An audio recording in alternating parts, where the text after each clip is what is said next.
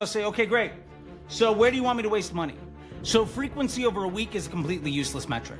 If you don't have those other things in line, nothing you do on Facebook is gonna fix the problem. You're spending $500 a day thinking that anybody gives a shit about what's going on with you. But if you can make $1, why are you making only 25 cents? I don't use targeting. I don't pay extra to make sure the vast majority of my audience can't see my ads. Because if you have 5 campaigns, odds are you have 4 too many. Like MER, ROAS, contribution margin, all look worse. Except my bank account looks phenomenally better.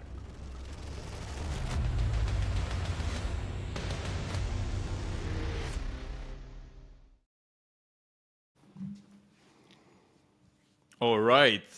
Welcome everybody. I'm Viktor, the founder of Markademics, and I am very excited because this is episode number 1 of season 2 of our podcast, which we completely rebranded. It's getting bigger and better, and now it's called the Two Ecomm Experts. So Two Ecomm Experts, and I have a very big one for you today, Charles Stitchner IV. I'm very excited to have you, my friend, because if we have a definition of a Facebook ads expert, I think that you're absolutely there, and you're in the dictionary, a person who regularly is managing very high budget, someone who has basically tested out so many of the features that Facebook has created, someone that knows how to manage 7-figure budgets a day.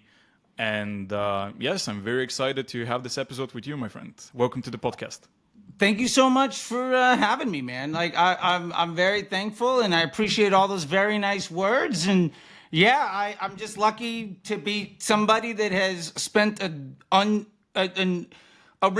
stupid, ridiculous amount of other people's money and made a crazy amount of mistakes, and has been able to turn a life of, I was just thinking about it earlier. I think one of the things that makes me really good at digital marketing, one of the things that makes me great at advertising, one, I have an MBA, so I understand business. 2, I was a junkie for like 10 years, so I'm really good at convincing people to give me money. And I think those two combination of things has turned me into a phenomenal advertiser and marketer. So turning your weaknesses into strengths, I got an unfair advantage. No, not a lot of advertisers out there have like, a 10-year heroin career in front of everything. So I don't know why I went with that, but like I'm happy to be here and prove that anybody can do anything. If I can do it, anybody can. And so let's make it easy and fun for everybody. This is the greatest introduction of our podcast ever. So thank you for having that. Okay, let me get you down directly to our topics today, because Facebook has been changing so much lately. 2023, I can say that it's the year of changes of Facebook. What's going on? We are having 7- and 8-figure e-com store owners that are watching this podcast. What's going on for them? What has changed, and what's going to continue to change in 2024? Yeah, so, 2023, we've seen a lot of changes in Facebook, and I think it's been one of the most aggressive years of change since 2018, and before that, since 2014. It's odd that it happened sort of on this cycle. For some context, 2014 was the introduction of the Facebook Pixel. So before that, we were running, I had 7-figure daily budgets running ads, for CBS and Nissan, Henkel, working with like Activision, Levi's, Apple, all of them. And we didn't have the ability to track action. Every action was its own pixel. And you could not track purchases. It was all just a click base. You could, but it was all CPC. It was a dumb version of Google Display. In 2018, Facebook introduced advanced matching, where basically they switched from a bidding model around trying to bid for actions or impressions, a CPC or CPM model, to what they called an optimized CPM, or the ability to leverage your own data versus with everybody else's data, which is the introduction of what made broad targeting so effective, and is really the brain behind what made Facebook go from a dumb version of Google to the single smartest intent creation device on the face of the planet. What we've been seeing, especially over the last year and a half, is Facebook continuing to lean more and more into getting advertisers to create content that people want to see and to reward that behavior. And really that's because Facebook is getting more and more threats from outside platforms for attention. So the old idea of using audiences and massive creative testing and all of these other things to force your ads in the way that you think they should be seen by individuals is only becoming more and more harmful every day. Running Facebook in 2023 like it was Google in 2015 is only making things worse. And the rate of that depreciation is increasing every day. What we have seen is folks lean on tools like cost caps. Now, quick history lesson, cost caps were invented not for e-commerce. It was a tool made for folks that were buying impressions to be able to secure impressions for a lower price. Let me give it for instance. Say you're CBS or Macy's or Pizza Hut and you've hired me to run your ads, which I work with all those brands. I might go in and say, okay, Facebook, what's my CPM going to be? And they say, hey, it's going to be $5. Awesome. I could run a cap at like $4 and then accelerate my delivery and basically say, any inventory you can get me for less than this, give it to me. So that used to be called bid cap. And then we got to cost cap range. And the issue is it was not a tool designed for e-commerce, but you have a lot of people using it because it protects costs. And Taylor Holiday said, I use cost caps because I want to not waste money. I think that's a quote from him. And you also see a lot of people using what Facebook has introduced lately, which is things like Advantage Plus and Advantage Shopping. Now, Advantage Shopping and Advantage Plus, these are designed to help people that are not familiar with Facebook or not good at Facebook get decent results. It makes Facebook operate like Amazon or Google. You have quickly depreciating assets, your ads fatigue. But back in the day, a good hack in 2017, 2018 was to target things called engaged shoppers. Folks that were in the market to want to buy all of that stuff. Think of Advantage Shopping as just engaged shoppers in 2023. It means that you're only targeting people because they're interested in making a purchase, not because they want to see your content, which is why your frequencies, your CPMs all go up, and why the incremental lift you get from Facebook gets worse and worse. So you're actually against this. Though, is, So that's the first thing I would say. So if you're an e-com store owner, then you shouldn't focus too much on Advantage Plus then. Is that the case? Yes and no. And I really want to kind of get to this point because I've also been, changing my mind over time. Advantage Plus and cost caps are great if your objective is for attributed profit per dollar spent. Okay. I can spend $200 a day and I want the best ROAS from it. Awesome. Or I'm willing to pay up to X amount of money for a sale and I'll spend as much as possible to try to get that number. Awesome. Yep. And so what you see people do is deploy those with, well, I'm going to run 5 or 6 different offers or 10 different offers with different audiences and cost caps and Advantage Plus. I'm going to run them all in there. Whatever makes money, go for it. That's great. The problem is that's search thinking. That's Amazon thinking. That's misusing the tool. That is using an intent creation device to try to secure a sale, which is great, but you're never going to be able to expand outside of your total addressable market. Like I went to an Amazon $1 million seller event. I was a guest at one of those. And I asked the guy, how much of your business do you do on Amazon and how much of it do you own? And he got really upset with me. And I understand, I didn't realize it at the time. But the lesson I learned was they don't look at it as, or that guy in particular, didn't look at it as I'm creating customers. He's looked at it as I'm selling individual products. Yeah. And one of the things I heard over and over again was people said D2C companies are failing. Look at Allbirds, look at all these other brands. And the big debate that we got into was if you're on Amazon or Google or running Advantage Plus and cost caps, You're basically saying you're going to live and die by your ability to make a margin on a sale of a product. The problem is that's not a business. A business is about acquiring customer journeys at a profit. It's not one transaction, it's multiple transactions over time. You're securing future cash flow. That's how you scale a business. Otherwise, what you have is a product, not a business. And odds are, if you were to go on Shark Tank, you'd get rejected. Nobody's ever gone on Shark Tank. I just want to emphasize on this again. Because their ROAS was good. Yeah, I want you to emphasize again on this because this is gold. Business is acquiring customers at a profit. Yeah. Like, this is a huge line, like a huge misconception on everywhere.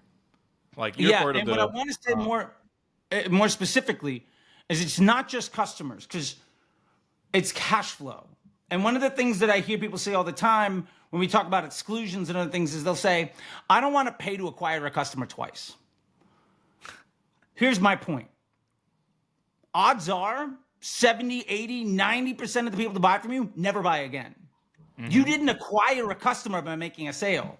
E-commerce, direct to consumer, if you have a brand, that first sale is a lead. The second and the third sale is the profit you make from that lead. If you look at Facebook as lead generation on a first sale or as on a transaction, and you're able to use having a good product with a good business model and good customer service and a good customer journey to acquire future revenue, then you can invest that future revenue in growing the amount of money you're willing to spend to get new leads. If you're not looking at e-commerce in that way, again, you're a salesperson. You're a hunter in the wilderness trying to kill more calories than you expend to get to acquire them. The problem is a farmer can spend an hour a day growing 100 pounds of fruit. If a hunter breaks a leg or has a bad day, they could die. Most digital marketers are hunters trying not to die.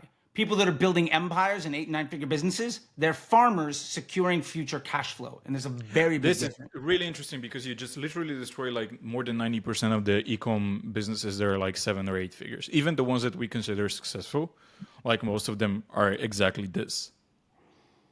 Yeah. And so the idea here too is, and what I want to say, like where people are struggling the most is they've been taught to value the wrong metrics, which leads them to define success in a way that holds them back and ultimately forces them to ask the wrong questions. They look at metrics like profitability on that first sale, things like ROAS or MER or contribution margin, which don't have anything to do with business growth or cash flow or profitability. Then what does have to do with business growth? What are you looking at? If you want to grow a business, then you need to focus on acquiring future cash flow at lower than the amount of money you have to spend to get it. Let me put it to you this way. If I know I'm going to get somebody's going to buy again from me in 90 days, and let's say the average person buys 2.5 times. Let's say I sell a product and I make $40 on that transaction. If the average person buys 2.5 times, and the average space between is 90 days, then I know I get $40 today. Then on average, in 90 days, I get another $40. And then on average, in 90 days after that, I get $20. Let's just say that's the rough math for this purpose of this conversation. Yeah. If I spend $60 today to get that 40 today, technically I'm losing $20, but I'm actually earning 40. And I'm getting money in my bank account in 90 days and 180 days. So now it becomes a math equation of how much of that $40 profit do I want to invest in getting more people to make money. And the biggest misconception is people say you have to be profitable on day one. And I'll say this, yes, until somebody buys a second time. And as soon as people buy a second time, you have what we call a revenue floor. How much money would you make if you turned off your advertising? If you can break even against your revenue floor, you can't spend enough money. Because you'll always be just generating leads for a profit generation funnel that secures future cash flow. Okay, in that regard, I get your concept and it's very interesting. It's completely disruptive to everything that people are saying online and to even what I'm doing. If we take this into consideration, typically what we're going to do as an e-com brand, as an e-com store owner, is to have many campaigns with different angles, with different ways to have objection handling in the ads, so that I can make sure that I speak to as bigger audience as possible in more ways as possible, so that they're convinced that they should be buying my product today or in the next, let's say, month or two, whatever. It doesn't matter how much it takes them to make the first purchase. And that's my biggest focus as an advertiser. In your model, what are you going to change? What's going to be different from that? The single biggest liability that you told me. Well, let me give you three. You said three things that to me jump out as huge red flags. Okay. Number one, you're promoting a bunch of different products. Why? No. Okay. No. Let's put it this way. Let's say on my brand. For my brand, I have a one product store. It's a two product store, but I'm only focused on one. I'm selling one product. I'm typically having different campaigns with different content that's having, let's say, videos or ads that are having, let's say, different messages that are basically objection handling, different things that people are having as fears before buying from me. Got it. Okay, I misunderstood. All right, so there are two things there that really jump out to me. Go for it. First biggest issue from what I would consider a classic, very complex ad account setup like you have. Yeah. Is one, you have no idea what's going on with your marketing. The most glaring issue is you don't know what happens when you spend money. And let me be specific. If you've got 5 campaigns going and each campaign has, say, 10 ads, and you have a good day, you have no idea why. You can't point to this ad got more spend and thus I had this result to my business. You can say, well, this ad got a ROAS, but they all interplay with each other. And there's an omni-channel environment. So you have no way of understanding what's actually moving the needle. You're playing a guessing game with 50 plates in the air. That's impossible to manage. Like, it's quite literally, it's difficult, it's impossible.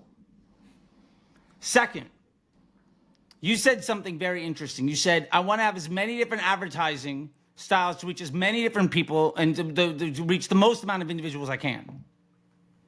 Why? Out of my target group. Sure. Yeah. But let me ask you this. Why? Often I get the answer to the reason I have a lot of audiences and a lot of ads to reach as many people in my target group because I want to reach as many of them as I can. Do you need to? Let me ask you this. Are you at a place right now where you are efficient enough in your acquisition of future cash flow to invest more in the growth of your business? If the answer is yes, the single worst thing you could do is make that system more complicated. Even more than that, say you're targeting 3 different types of customers. One of them is objectively better than the other 2, or one of them is objectively worse than the other 2. Some of those customers are more likely to come back and buy a second time. True. Some of those customers, what we call a profitable scaling margin, their LTV divided by how many times they buy times like the cost of the product and the CPA. Some of those customers are the best for you. So if you know, let's say, for instance, one set of customers, 20% of them come back and buy. Let's say it's women over the age of 45 who are moms come back and buy from you 2.5 times. Women 18 to 35 on average buy 1.25 times. Women under the age of 35 might buy for 10% cheaper on your CPA, but they cost you twice as much revenue. True, because they don't buy again. So you're saying I'm willing to give up double the amount of money so that I can optimize my business around a worse customer that's cheaper to acquire. And more importantly, you're making that decision at scale with multiple versions of it.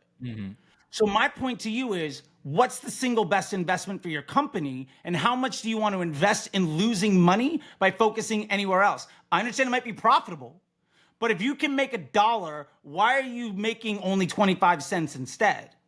Especially when that means that your operational costs go up because you have to have more customers, and there's more customer service, and there's more returns and more efforts, and you're raising your operational costs across the entire business because you've decided to optimize towards a slightly more profitable day one, far worse customer. Okay. Which means you're working a lot harder to make a lot less money. I completely got the idea. And that sounds very rational, but at the same time, very idealistic, in my opinion. So, Sure. In that regard, how do you define your audience inside of Facebook? With my, what do you mean? So you just said, okay, yeah, your whole ad account is like a mishmash. It's like having everything together and you don't know why it's working, for example. Sure. And so how do you define which target group is actually working for your business, and you make sure that you transfer that and you target those people exactly on Facebook? Because it might not be like just an age difference. It might be very different characteristics of them. How do you do that? Yeah. Well, first off, let's say, how do we get from 5 campaigns to 1? Because if you have 5 campaigns, odds are you have 4 too many. So if I have 5 campaigns, first off, we're going to start with what's my best investment. So I'm going to be able to look at second purchase rate and LTV. If you're not passing that information back to Facebook so that you don't know, you should start. If you're looking at lead gen business as I'm only looking at leads, I'm not looking at who shows up to the sales call, who actually converts, then all you're doing is running a very low integrity lead generation business. E-commerce is the same thing. You can pass that information back to Facebook and say, I'm getting sales. Now, maybe it takes you a while to get those additional sales, but it might even be as simple as what's the margin between CPA and AOV? And more importantly, when I'm looking at the margin between CPA and AOV, where am I doing it where my CPMs are lower and I'm higher in the funnel because my frequency is less, so I'm creating more incremental lift omni-channel? If I can begin to understand that, I can begin to shift my budgets to where my investment is the best. More importantly, when it comes to targeting, I don't use targeting. I don't pay extra to make sure the vast majority of my audience can't see my ads. If people use like a 1% lookalike, understand what you are doing is setting up, you're paying extra for a 99% exclusion of your total addressable market based on information that, let's be fair, probably isn't nearly high enough volume to be sustainable or realistic. And when you look at the results on paper, you're like, well, this lookalike audience is a lot better than that broad. Sure, today, on paper, if you don't analyze it. But if we begin to look at, well, is it sustainable? Or are we saying, well, that lookalike audience updates every week, every couple of weeks. So I might spend 5 or 10 days creating a customer journey, and then tomorrow that person completely disappears off the face of the planet forever. How much money am I wasting creating customer journeys to make sales for my competitors? And also, how much higher is my frequency? Meaning, how many fewer people am I reaching? How much detriment am I giving to my more profitable channels by reaching far fewer people? If you run lookalikes and interest groups, odds are your Google search and your email revenue are far less than they could be. I'd argue that email and Google are far more profitable than Facebook. So how much are you spending to make sure that your far more effective and profitable marketing channels get far less volume because your least effective marketing channel wants to look better? So ultimately, this comes down to broad targeting, which means age, gender, location. Those are the only 3 parameters where you don't pay extra to rent information from Facebook or third-party individuals. Mm-hmm. And then the ads that do the work at creating results that are good for your business are the ones you want to keep on. So ultimately, we can start with CPA and AOV margins if you want to go there. Awesome. The ones that do the best, we're going to get rid of the ones that are worst. So the ones that are doing the best, we're going to keep around. From there, when we've eliminated 40% of our ads, we can begin to take a look at what ads are doing the same job And if we have ads doing the same job, which ones are doing more or less effectively? This is what we call a 4PI analysis. Spend, frequency, CPM, and efficiency. If I have two ads that are basically being used by Facebook as mid-funnel, i.e., my CPM's a bit above my average cost, and my daily frequency is between like a 1.15 and a 1.25, meaning Facebook is spending 20% of my dollars retargeting people every single day. And by the way, frequency only matters when you break down by day. Other than that, it's completely useless. If I have two ads that are doing that, and one of them has a lower CPA or a lower CPM, they're both doing the same job, let me fire the worst employee. Eventually, I'm going to get down to a portfolio of investments that's maybe 5, 6, 7, 8 moving parts. And then it's very easy for me to say, I'm going to launch a creative test. If it earns spend, what happens to my omni-channel unit economics? If it improves them, I don't care what the CPA is on Facebook. If it makes it worse, I don't care what the ROAS is on Facebook, because I'm trying to make money. And making money means you have to understand that Facebook is not a closed environment. And Facebook's job in the marketing mix is ultimately to amplify the volume of opportunity for more efficient channels. And yeah, you want to make sales and do all that stuff. But business is, if you're trying to sell a product at a profit with the expectation of no future cash flow, you are a salesman with the product, and eventually you will lose the game. You cannot win that game. Being the second cheapest product isn't a point of strength. And if you are selling a single product with no future cash flow, somebody on Amazon, somebody on Google, somebody with a VC-backed company, you have no protection, you are not unique, and you will die.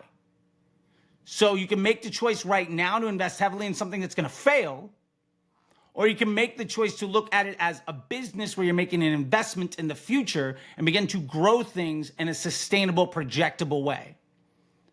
So I think that's maybe a more elaborate answer to your question than maybe you were asking for, but ultimately, the real answer is I don't care, because it doesn't matter.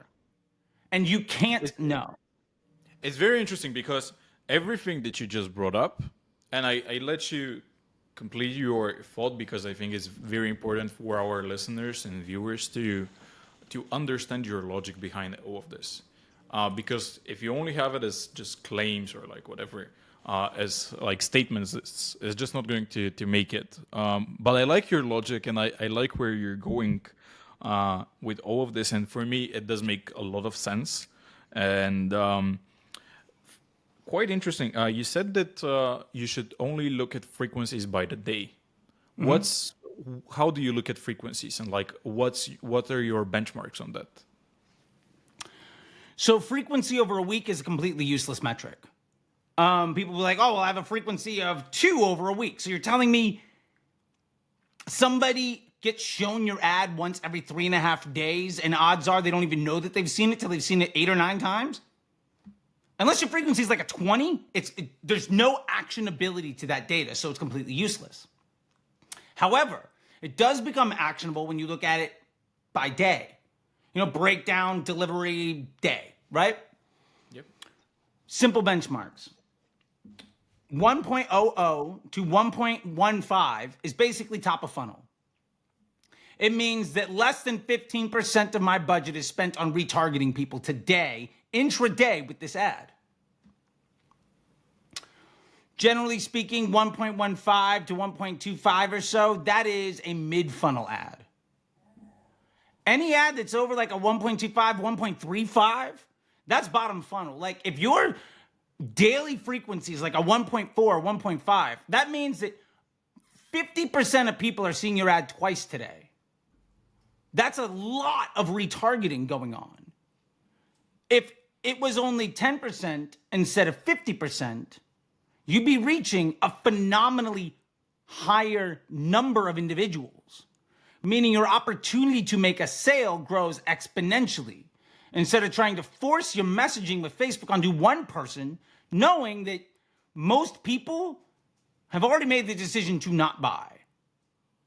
And I'd rather start as many conversations as I can with my intent creation device. and then let the rest of my business operate than to What do try you to mean by force intent a creation transaction. device? Like, what do you mean by that? Like, it's very interesting because you say, okay, I need one campaign in general. I'm not going to have too much. Then I see that this happening in my ad account. What am I changing this then? Yeah, so ultimately, you have to think of Facebook as an intent creation device. It is not the thing that secures a sale. It can be, but ultimately, let me rephrase that. Facebook is an intent creation device. It is not the thing that secures a sale. Your business is, your website is, your products are. Facebook is the thing that gets somebody that doesn't know about you to be interested in potentially learning more. You can't force somebody to buy because your ad is good. Nobody's going to buy because you tell them to. Facebook's job is not to bang on somebody's door twice a day, every single day until they open the door and buy your like vacuum cleaner or something like that. All you're doing is pissing people off. If instead of pissing off 1,000 people a day, you could reach 2,000 new people every single day, and you also had the ability for them to be like, oh, this is interesting. Let me go to the website. Let me go to the store. Let me look it up. You're going to make way more sales by knocking on 2,000 doors than to knock on 1,000 where 950 of them have already told you they're not interested. So we have to start looking at it like that. You are creating intent and awareness and understanding for your business, not even for your product or solution. Like, if you're selling shoes, the idea of making an ad that makes somebody problem aware is dumb. People have been buying shoes for decades. The flow of problem aware, solution aware, product aware makes no sense. People are going to see your ads because they're in the market. The reason you're seeing a sneaker ad is because you've already clicked on content around it. You've been to a store. You've walked into a store that sells sneakers in the real world. Because Facebook knows your location. They've seen that your phone pinged this Bluetooth point of sale device, but you didn't buy. They know that you were buying sneakers around this time of year every other year. They know that over the last 3 to 6 months, you've been buying healthier and healthier food. They know that all of your friends are spending money on health products. They know you're in the market for some nice trainers. And if they know what kind of landing pages you've been on, because Facebook Pixel is there, they're seeing the color and the textiles and the overall just like architecture and style and whatever else about the business, about the shoe that you're looking for.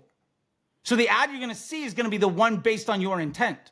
That could be a first-time impression, but it's a bottom-of-funnel retargeting ad based on somebody's customer journey that's ultimately, generally, weeks, months, or decades long. Exactly a bottom of the funnel then retargeting, absolutely. Yeah, but in your mind, on your Facebook dashboard, that could be broad audience, 1.05 daily frequency with the lowest CPM in your ad account. Yeah. But in So reality, in the real life, it's a bottom of the funnel. Yeah, in the real life, it's bottom of the funnel.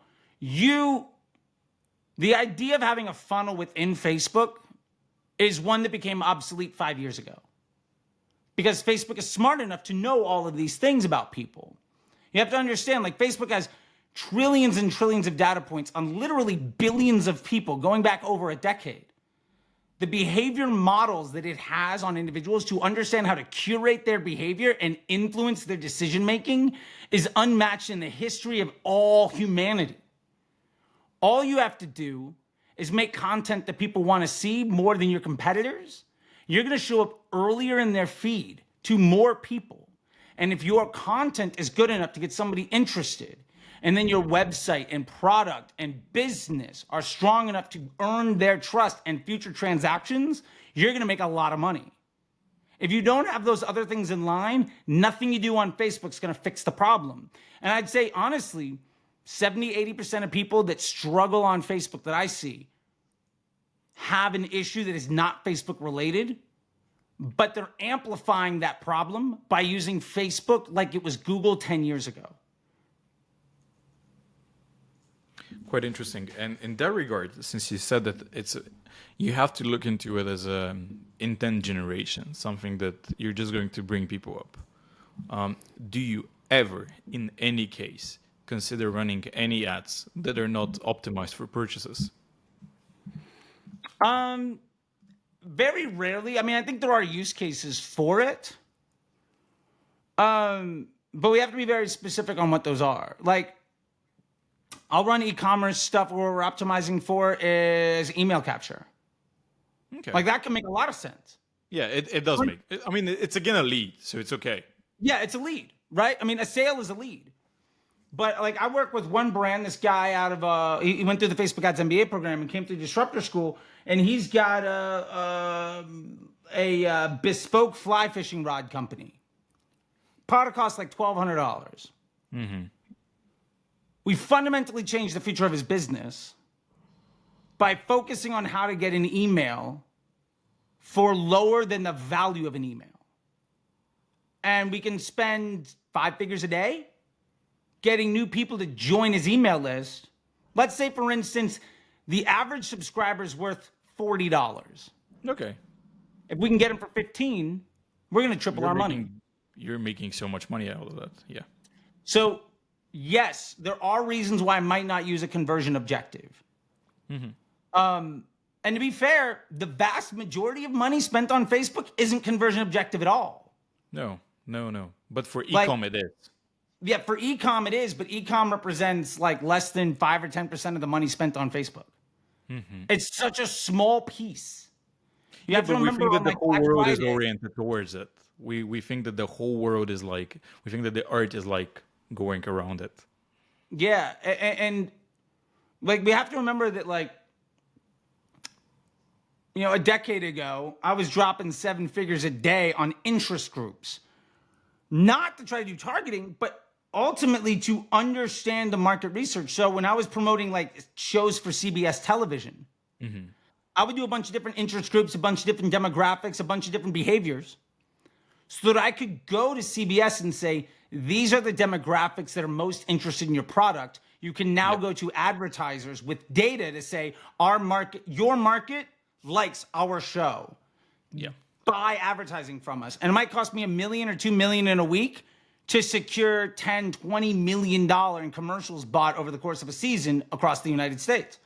That's a tremendous profit margin. And you have to understand that that's happening where billion-dollar companies are fighting for share of voice, and you're spending $500 a day thinking that anybody gives a shit about what's going on with you. And you should care about things that actually matter for the success of your business way more than trying to compete with folks that don't even care about you, because your biggest success is a rounding error on an hour of their ad delivery. Okay, quite interesting. If we get back to the typical, let's say, purchase conversion optimizations, when you go into a new ad account that you haven't seen, what are the first thing that you look at? First thing that I'll do is I'll ask the client, I'll try to build out PSM models for their products. Like, I want to know what's my target platform CPA for Facebook, for instance. I want to know, where am I winning and where am I losing? The very first thing you have to do when you're taking over any business is understand where the money is going and what you're getting in return for it. So number one, first step, every single time, is I build out what we call a Scrum doc. And I want to understand the investment and the return by every business objective and every effort inside of my ad account and across the business.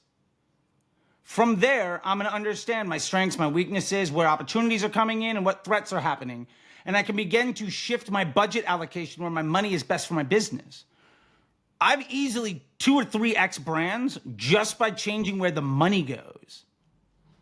And then working on creative testing, once you know that data, to make that portfolio of assets that you're investing with more powerful for your business objectives. I think if somebody takes over an ad account and the very first thing they do isn't to understand your finances, that person doesn't have the bottom line of your business as ultimately the primary KPI. Yeah, And because I mean, that's like a lot of sensitive stuff that typically businesses are not like okay with sharing. Because I have an agency, we work with many different clients, and like if I start asking this, they'll be like, that's none of your business. Sure. And if somebody says it's none of your business, I'll say, okay, great. So where do you want me to waste money? How much money do you want to lose by not giving me the information I need to make you money? And if you don't want to tell me, then give me my CPA targets. And then they'll be like, yes, great, and we'll do this, and then you promote these 5 things. I'm like, awesome. I'll promote this one, and we can go lose money in these other 4 places. How much money do you want to lose? And I don't think people talk to clients like that, but I won't take clients. I won't work with brands that aren't willing to talk like that. And I think when you begin to speak to businesses as you're the only person on your team, the person on your team I'm most concerned with is the finance department. You're paying me to generate profit volume. I can make a report that looks good.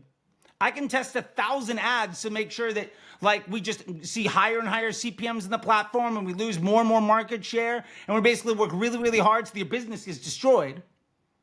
Or we can focus on why you're opening business in the first place, which is you decided at one point to not have a day job. And the way you make that need for a day job or being homeless, the way you push that off another day is by making more money and generating more opportunity for yourself, for your business, for your family, for your community. Like, that's what it's all about. So the first thing that I do is I break down the unit economics because I want to know how best to be an investment banker. Otherwise, I'm a vanity metrics salesman. And when you leave my agency because your business is worse off because we did business together, and it's not really my fault, like you might not have given me that information, but when that happens, you're probably going to look at me as though I didn't do a good job, and I'm going to look at you as though you were a bad client, and we're going to go off and basically continue to do harm to others as a standard operating procedure. And I think that like you can overcome that by focusing on what actually matters.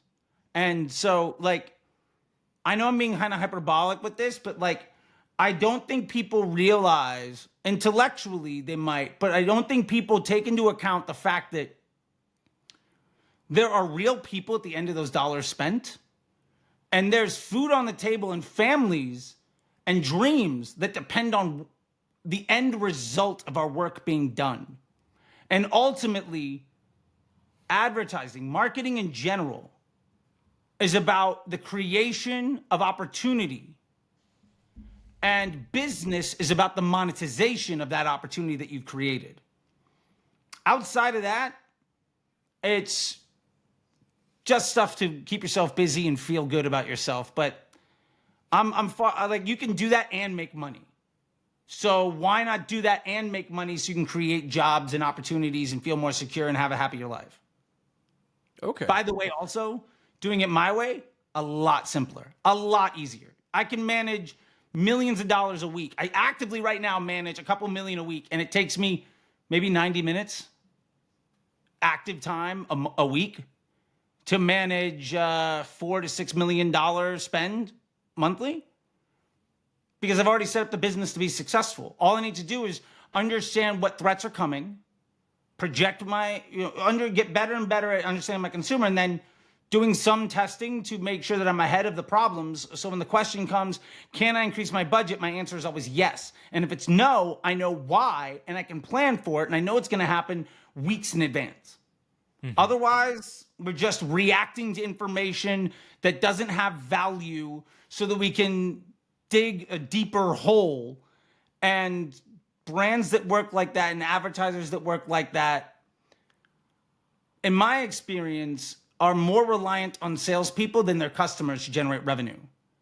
And if you need salespeople instead of customers to generate revenue, odds are your future is not bright.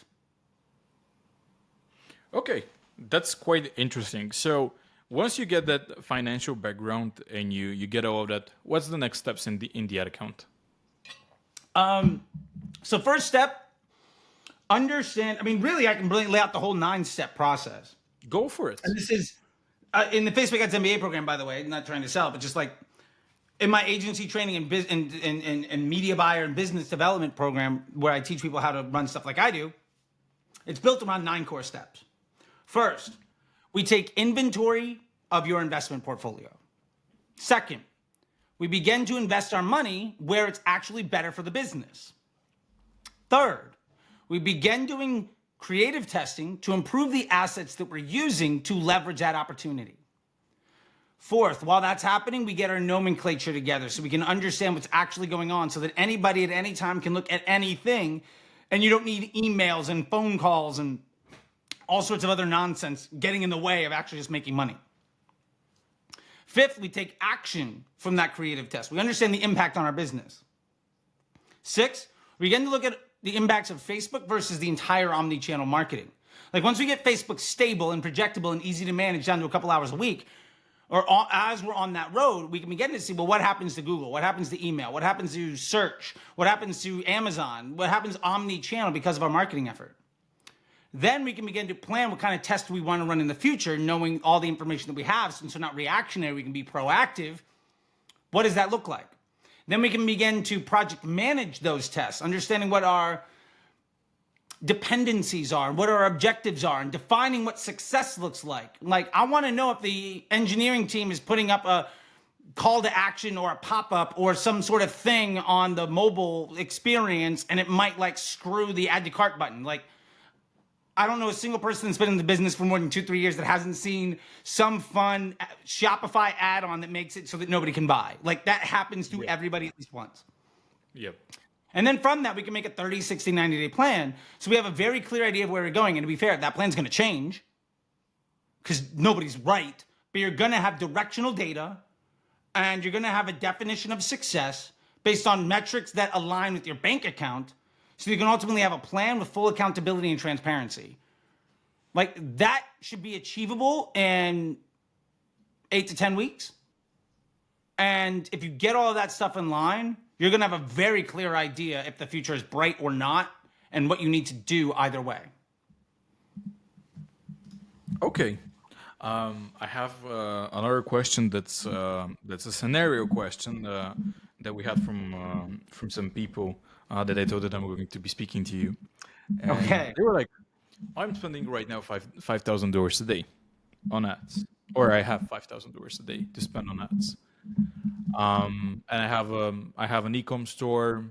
I'm typically like having like 20-25% profit margin when I'm running the ads and so on and so forth on my whole ad account. What would you do if you were the one that has that budget? It's not a big one. It's maybe like a small to a medium-sized e-com store right now. What would you do in that regard? Yeah, so if I'm spending a couple thousand a day and I've got a general like 25% profit margin, I'm assuming that's probably an MER or contribution margin or ROAS number. Like, it's not a cash flow projection. It's basically I'm making it's a ROAS. Okay, it's a ROAS. So first thing I want to do is understand what's actually happening in the business. I want to understand what my real profitability looks like, and I want to understand future behavior. So, okay, I double my money, but this person never buys again, or I get 20% profit and somebody buys 3 more times. I want to know what that looks like. First thing, and that's super easy to do. New customers versus return customers, index it out by product, understand the LTV, frequency of purchase. Would you even work if companies are not having more than, let's say, 10% repeat customer rate? Sure. Oh, yeah, because 10% of repeat customers means you probably have a large amount of people will buy a lot of times. Or if it's like, if there is a problem in the business, then you have to fix the business. Like, sometimes the best way to make more money is improve. Like, one of the easiest things that nobody talks about that is the simplest way of moving a business forward is to improve the second purchase rate. Yeah. You say 10% of people buy a second, 10% repeat purchase rate. Yeah. Probably means it's closer to like 5 or 6% of people buy more than once, and the people that do buy a few times. How do I get it from 5% of people buy twice to 10? That's way more important. No audience on Facebook, no creative test, no cost capture. Advantage Plus is going to fix that problem. That problem could easily double your bottom line. Fix that. That's what really matters. And ultimately what we find with that is, well, if you're selling 10 different products, probably one of them has a 30% second purchase rate and the others have like a 2. That's hyperbolic. But like the point is like, what is that situation that sets you up for success? And can we lean into that? Let's say, for instance, though, that actually you're making 25% profit margin on every customer journey. Awesome. I want to understand how much of that are we comfortable reinvesting in the growth of the business. If you're making a 25% profit margin, my argument to you would be, are you okay with losing 20 cents on the dollar at the front end of this customer journey and seeing how much more volume we can get? Because I'd rather make 5% profit. And again, a 5% profit meaning all that additional money, that 20% loss, is at a complete loss. Like if we don't generate any more sales. Yeah. But if we're willing to reinvest some of that money into the growth of the business, let's say we lose 20 cents on the dollar up front. Instead of making 25% profit on 2K a day, what if I can make 5% profit on like 20? Well, I'd much rather have a more profit volume. Like MER, ROAS, contribution margin, all look worse.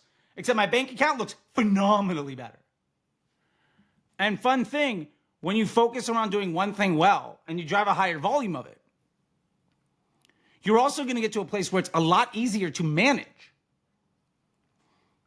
And your tests are going to happen a lot faster. It's very difficult to improve the second purchase rate if you make 3 sales a day. It's a hell of a lot easier to improve it if you make 300. Because you're getting more data. You get more volume, you get more reps. Yeah. So you can improve the operations of your business faster by focusing on the thing that's best for your business. So if you're promoting, say, 5 different products, understand 4 of those products are bad for you. And ultimately, promoting all 5 of them means that you are dumber and slower, making less money and working far harder than you should.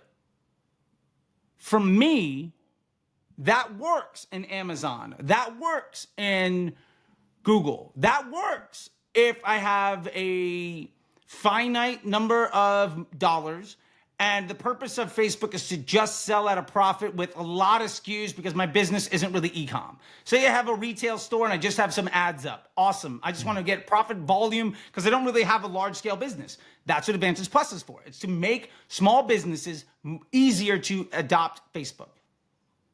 But if I'm trying to build an 8-figure company and I'm using cost caps in Advantage Plus, I'm by definition producing fatigue, which is depreciation. I'm investing in depreciating assets to work harder to make less money than I could. That for me, I see brands that are successful doing that. I see agencies that are successful at doing that. Generally, it's because the business is good. Most good agencies are actually doing that. I would say,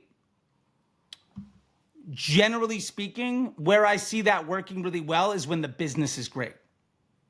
Yeah, well, like I know, like I got a lot of heat for this, where I called out a company that is doing 9 figures now, founded by a Wall Street trader with 20 years in the business, that teamed up with a celebrity. Built a business around what that celebrity is famous for using every single day, what they use in their own home. Yeah.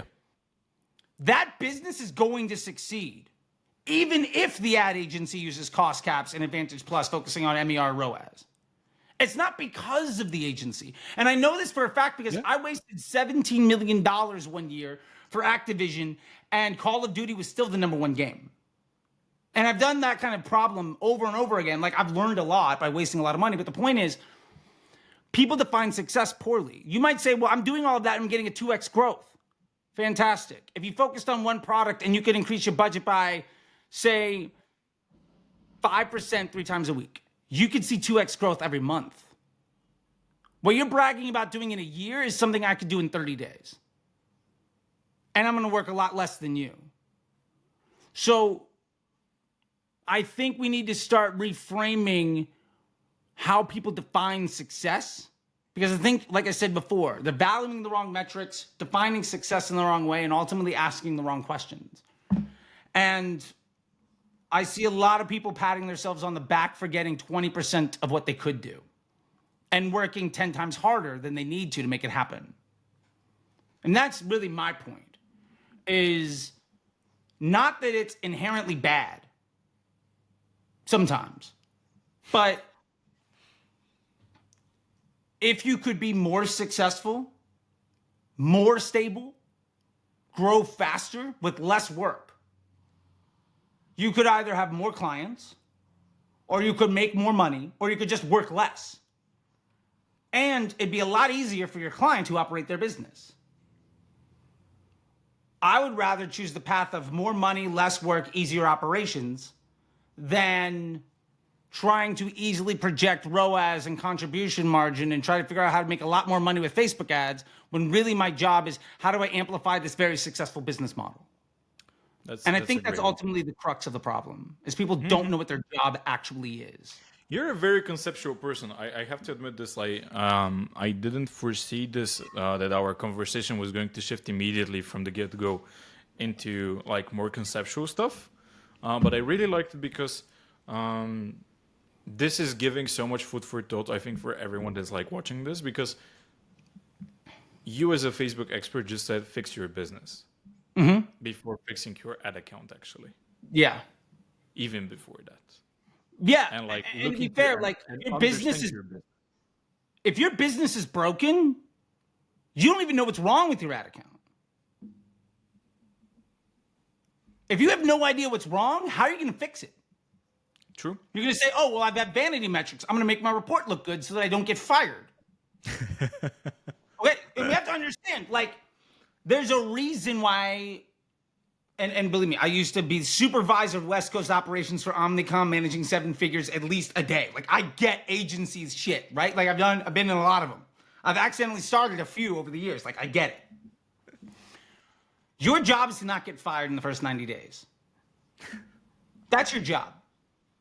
After that, if the client is good enough, then like hopefully you keep that relationship. But I think there is inherently in that style of relationship, because your job is to prove value quickly. Yep. Your relationship isn't long enough to focus on building a business. That's true. And that's true. But then maybe the agency's job is not to build your business. Yeah. And that's why I think people, if you're hiring somebody, if I'm a brand and I'm hiring an agency to spend my money on Facebook, and their objective is to not bring me more money than I give them, why am I making that investment? Well, it doesn't make any sense. Yeah. So if you're hiring an agency and your goal isn't to grow the business, then it's a liability to your balance sheet. Oh, I completely agree with this. So if your agency's conversations with you are not about increasing your balance sheet and looking at your balance sheet as a reflection of success, not in platform metrics, then I'd argue there's a misalignment. And I think, to be fair, a lot of brands are not sophisticated enough to appreciate that, because most brand owners are listening to what most people have to say, and the vast majority of people that are trying to tell people what they should care about don't give a damn about the clients. They're just trying to make their own money by looking good. Like the hustle culture flex nonsense that defines probably 98% of the small dick energy world that is digital marketing is fucking toxic. And if you start looking at business as how can I do more good and how can I lift up my team, you're going to work a lot less and make a lot more money. And that is, to me, what is most valuable. That's at the core of what I teach at Disruptor School. That's what the MBA program is all about. And that's why I've been a really bad employee. I've been fired from every ad agency I've ever been at. And every brand where I was working in-house, I've had exponential growth.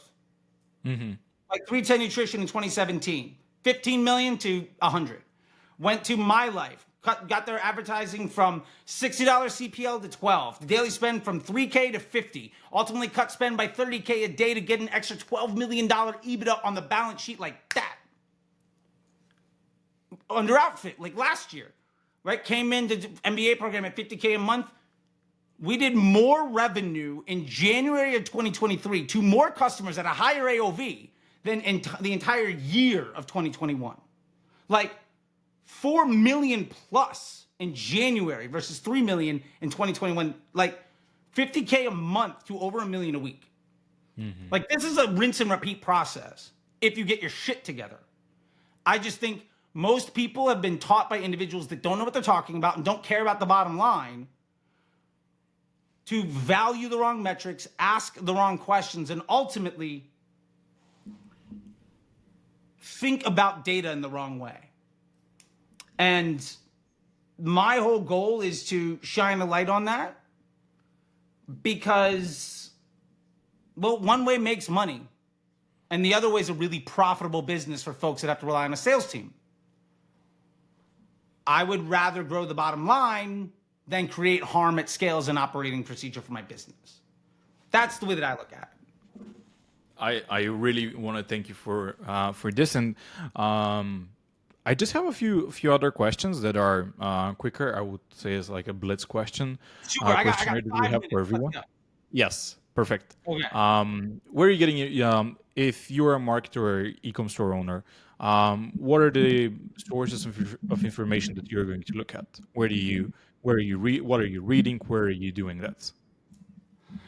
Can you say that one more time? If you're an e-com store owner or digital marketer, what would you be reading, or what are your sources of information? Like, is it going to be Twitter or specific people? Like, where are you getting inspired and getting new knowledge? Great question. I'm finding the people that are most successful, and I'm asking them to tell me what everything they did that was wrong. So, like, I love like watching the operators, for instance, right? Or listening to them. And I'm friends with some of those guys. And like, it's great to hear how Sean built Ridge. I want to know, like, cool, Sean, that's how I run a 9-figure business. If I want to get to 20K a day, how much of what you just said is a complete liability to me? That's way more important information. So I just do that at scale. Like, find everybody that's been successful and ask them everything they did wrong. Like, I know how to be successful because I've probably made $500 million of mistakes on Facebook.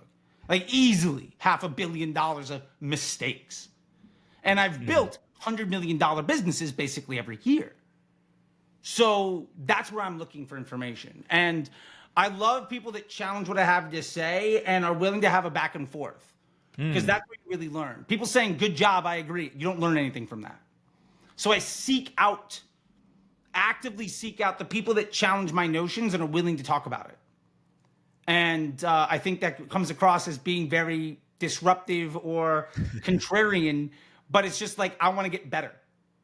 And I'm not going to get better. What we just did, my sword by listening to people that agree. What we just did with this episode, like, everyone that's going to watch it and listen to it is going to have this battle in their mind with you.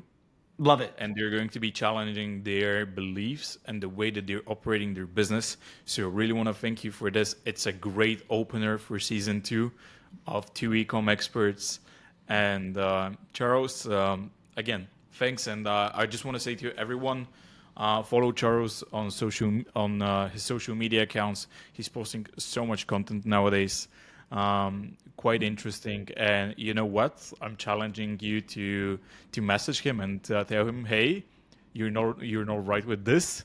You fucked up here. You fucked up there. Oh, please. And I'm begging you. If you see something that I say and it doesn't make sense, or you found it to be different in your case, and you have evidence to back it up and want to have a conversation, I can't spend my time doing anything more valuable than that.